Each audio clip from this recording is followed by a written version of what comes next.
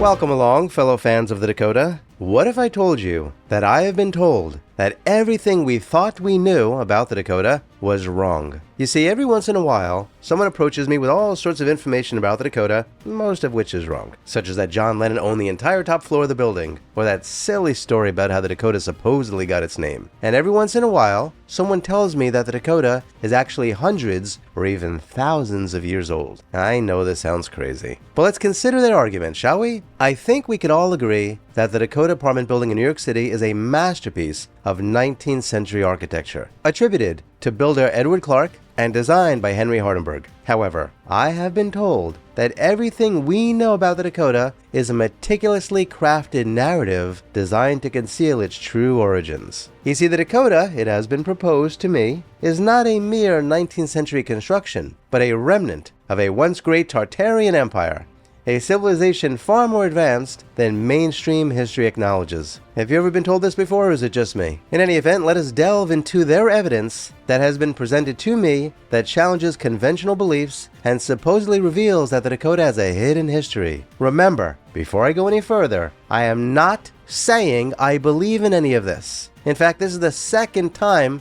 I'm uploading this video, because the previous version people thought this was my theory. It's not. I'm simply sharing this information with you. So cool your jets. The Dakota's grandiose design, with its intricate details and imposing structure, is attributed to the architectural ingenuity of the late 1800s. However, I have been told that a closer examination reveals that such sophistication and scale were uncharacteristic of the era's construction capabilities. I was told, I have to keep saying this because otherwise people will think this is my theory. I was told that the building's unique architectural style, blending various elements with seemingly anachronistic precision, suggests knowledge and techniques that were not prevalent at the time. I was told, this is becoming like a drinking game. Let's count how many times I have to say I was told. I have to say it. Unfortunately, there's way too many people in the world who have no sense of humor and didn't understand the last version of this video. I was told to consider the remarkable stone masonry, the ornamental ironwork, and the intricate wood carvings. I was told that these elements, often dismissed as products of high Victorian taste, are in fact indicative of a far older and more advanced civilization. I was told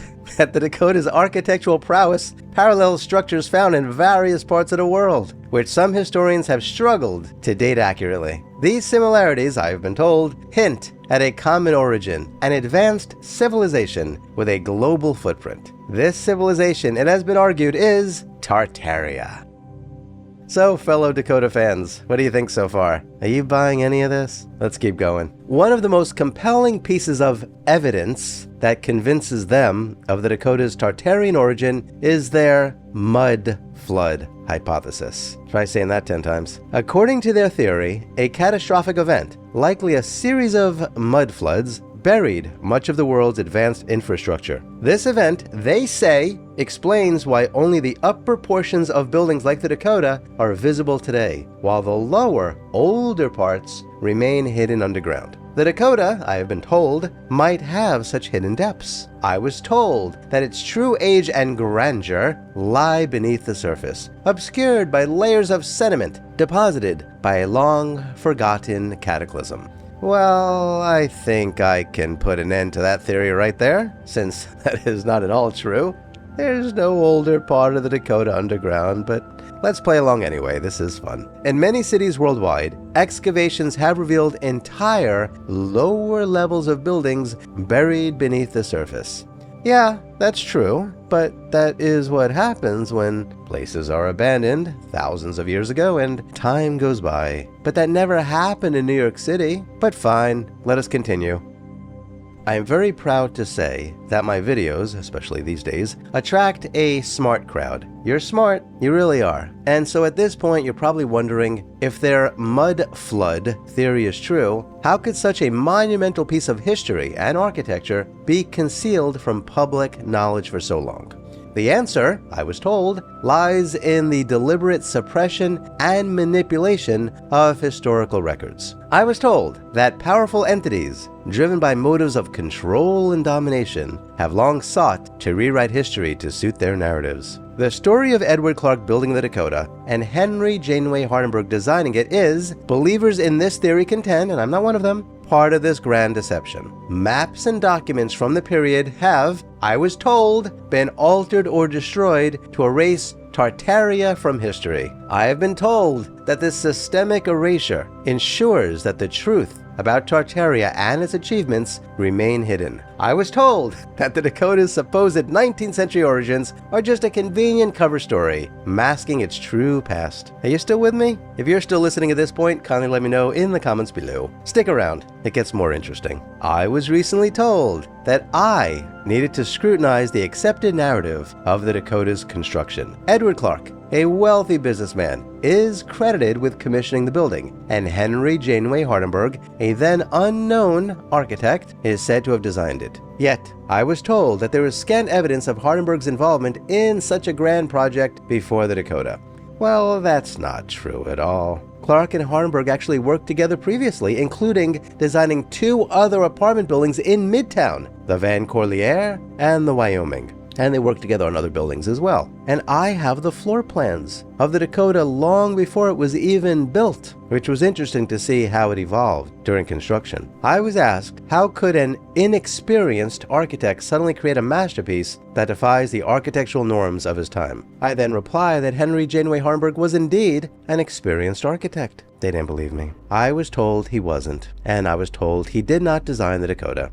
Now look, I don't want to pat myself on the back and act like I'm some sort of expert on the Dakota, even though I am.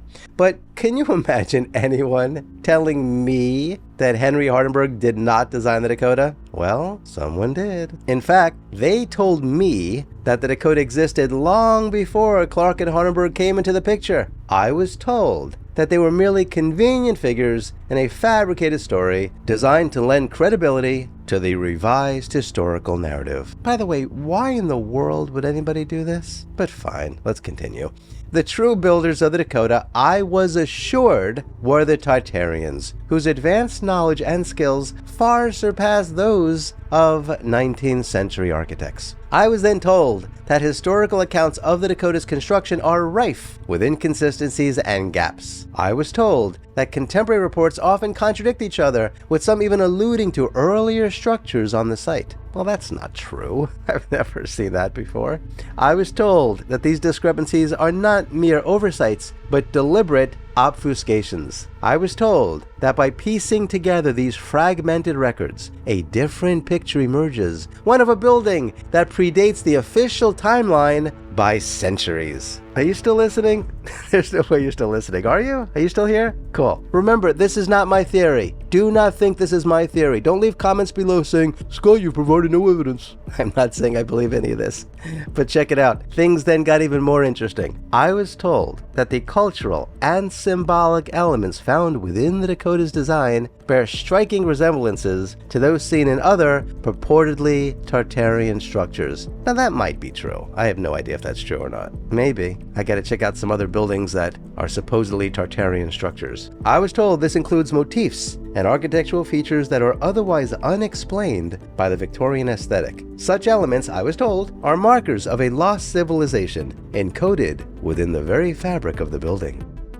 In conclusion, I was told that the Dakota is not an architectural marvel of the 19th century, but rather it is a relic of the Tartarian Empire. I was told that its grand design, hidden depths, and the inconsistencies in its historical narrative all point to a much older and more advanced origin. The story of its construction by Edward C. Clark and Henry Janeway Hardenberg, I was told, is a carefully crafted fiction, part of a broader effort to suppress the true history of Tartaria. I was told that I needed to be on the forefront of challenging the accepted narrative, and that I needed to examine their evidence with an open mind so that we, that's you and I, can begin to uncover the hidden truths of our past.